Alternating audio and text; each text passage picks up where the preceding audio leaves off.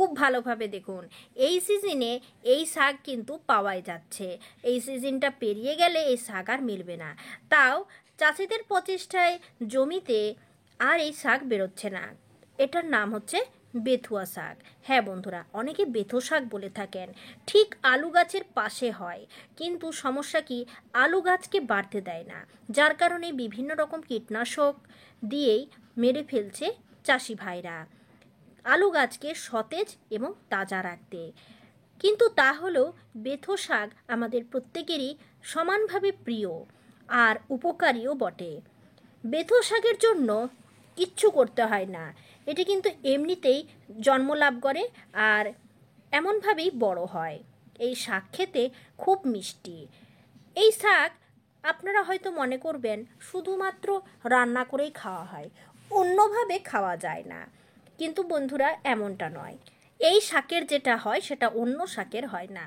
এই বেথুয়া শাকের শরবত হয়। হ্যাঁ বন্ধুরা, প্রস্রাবের সমস্যা হলে বা প্রস্রাবের জায়গা জ্বালা করলে বেতো শাক বেটে তাতে 2 চামচ জিরে গুঁড়ো, 2 চামচ পাতিলেবু মিশিয়ে শরবত বানিয়ে খান। দিনে 2 বার খেলে সমস্যা একেবারেই মিটে যাবে। মুখের ঘা, কোষ্ঠকাঠিন্য কিন্তু সারাতে এই শাক খুব উপকারে।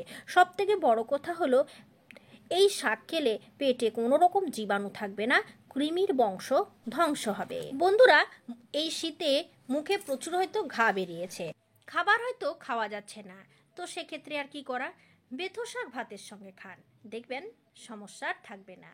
এখন কথা হলো কি, সহজ সাধারণভাবে এই শাক কিভাবে খাবো। শাক তো ভাজা হয়, শাকের পোস্ত হয়, শাক বেগুন দিয়ে চচ্চড়ি করে খাওয়া যায়, যেমনভাবে খুশির শাক খাওয়া যায়। তো বন্ধুরা, সহজভাবে আপনি খেতে পারেন।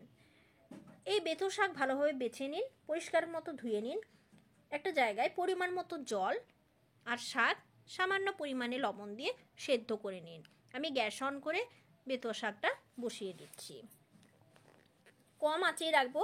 এই শাক খুবই নরম, তাড়াতাড়ি বেশ সেদ্ধও হয়ে যায়। বেথো শাক কিডনি ও প্রস্রাব সংক্রান্ত সমস্যায় আমাদের খুব উপকার করে। এই দেখুন, শাকটা চাপা দিয়ে রেখে দিয়েছিলাম আর বেশ সুন্দরভাবে সেদ্ধ হয়ে গেছে, কোনো মশলার দরকার নেই। পেটের কৃমি দূর করবার জন্য বাচ্চাদেরও কিন্তু এই শাক সেদ্ধ জল আপনি খাওয়াতে পারেন। এছাড়াও শাক ভাজা, শাক সবজি বাচ্চারা খেতে চায় না, এটা তো আর পুরনো কথা নয়। শাক সবজি বাচ্চাদের না খাওয়ানো গেলেও এই সেদ্ধ জলটা আপনি কৃমি নাশ করবার জন্য খাওয়াতে পারেন, বাচ্চাদের কৃমি বেশি হয়। শাক ফুটিয়ে ছাড়াও আপনি এই শাককে চটকে রস বের করে কিংবা ব্লেন্ডারে ব্লেন্ড করে রস বার করে খেলেও কৃমির সমস্যা দূর হয়ে যায়। শীতকালে কোষ্ঠকাঠিন্য নিত্যসঙ্গী, কারণ এই সময় আমরা জল কম খাই।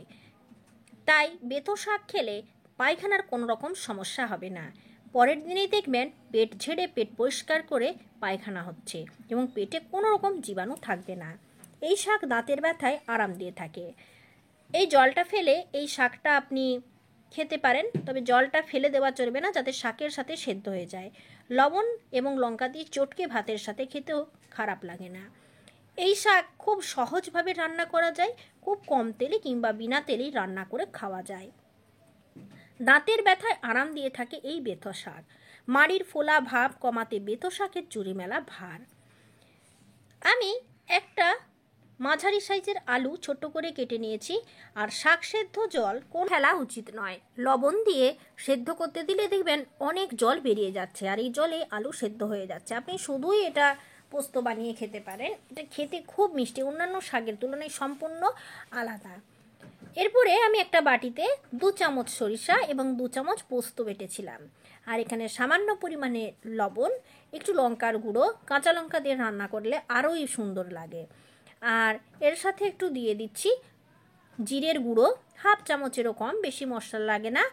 আর রেড মির্চ একটু দিয়ে দিচ্ছি, আপনারা চাইলে নাও দিতে পারেন। একটু লাল লাল রং আসার জন্য রেড মির্চ দিয়েছি, কিন্তু হলুদের গুঁড়ো দেব না।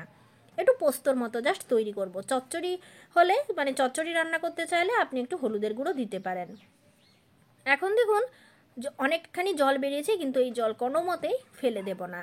এই জলেই রয়েছে আসল ভিটামিন। 1-2 চামচ সরিষার তেল, তার সাথে একটু 5 ফোড়ন আর মশলাটা দিয়ে দিলাম। এরপর খুব ভালো মতো নাড়াচাড়া করে সবজিটা দিয়ে দেব। খুব ভালো মতো নাড়াচাড়া করে নেব। আর বেশি ভাজলে কিন্তু সর্ষে আছে তেতো হয়ে যেতে পারে।